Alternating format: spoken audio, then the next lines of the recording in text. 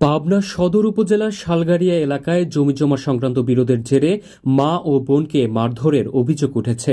গুরুতর আহত মা সুফিয়া খাতুন ও বোন বিউটি খাতুন পাবনা জেনারেল হাসপাতালে ভর্তি আছেন। এ ঘটনায় পাবনা সদর থানায় একটি লিখিত অভিযোগ দায়ের করা হয়েছে। অভিযোগে বলা হয়, শুক্রবার সকালে শালগাড়িয়ায় সুফিয়া খাতুনের বাড়িতে তার বড় ছেলে ইমদাদুল হক, নাতি অন্তর ও হৃদয় সহ কয়েকজন ভাড়াটে লোকজন দেশীয় অস্ত্রশস্ত্র নিয়ে হামলা চালায়। বাড়ির দেয়াল ভাঙার চেষ্টা করা হলে বাধা দিতে গেলে হামলাকারীরা সুফিয়া খাতুন ও বিউটি খাতুনকে এলোপাথারি মারধর করে। এতে সুফিয়া খাতুন অজ্ঞান হয়ে পড়েন। পরিবারের অন্যান্য সদস্য এগিয়ে এলে তাদেরকেও পিটিয়ে জখম করা হয়। এতে বিউটি খাতুন, তার বোন পাপিয়া ও ভাতিজা পিয়াস আহত হন।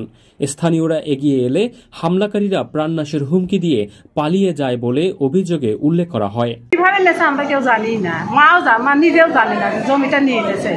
তারপরে যখন দখল করতে আসছে মা তখন বলেছে, তখন যে মাছ ধরে মারছে, ওয়াল ভাঙতে গেছিল হাতে দিয়ে সব।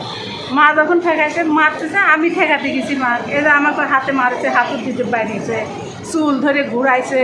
তারপর আমার পায়ে সারা শরীরে দাগ আছে এরকম মারা। তখন মা যে পড়ে গেছে, তখন আমরা হাসপাতালে নিয়েছি। ওই আমার মায়ের বড় ছেলে ইমদাদুল অন্তর, এরা দুজন লেগে মারছে। কোনো কথাবার্তা ছাড়া পাঁচিলের উপরে হ্যামার দিয়ে বাড়ি দিয়ে ভাঙা শুরু করা। নানি যখন বাধা দিতে যায় তখন নানিকে মারধর করে মাথার উপরে হাতুড়ি দিয়ে মারে, পেটায়। আমার বাবা মরার পরে আসে ও হলে আমার মা মারবে যায়, আমার ওই বোনে আরেকবার মারিছে গেছে। আমার আব্বার 5 দিন যেদিন মিলাদ মাহফিল সেদিনকে আমার ওই বোনেক মারিছে গেছে। আর মা কাছে বলে যে কাগজপত্র দাও। আমার মা পাইছে তুমি কোর্টে থেকে লাও কাগজ, আমি কাগজ দেবো না। এ ঘটনায় অভিযোগের ভিত্তিতে পুলিশ তদন্ত শুরু করেছে। এ বিষয়ে অভিযুক্ত ইমদাদুল হকের সঙ্গে মুঠোফোনে যোগাযোগ করা হলে তিনি অভিযোগ অস্বীকার করেন।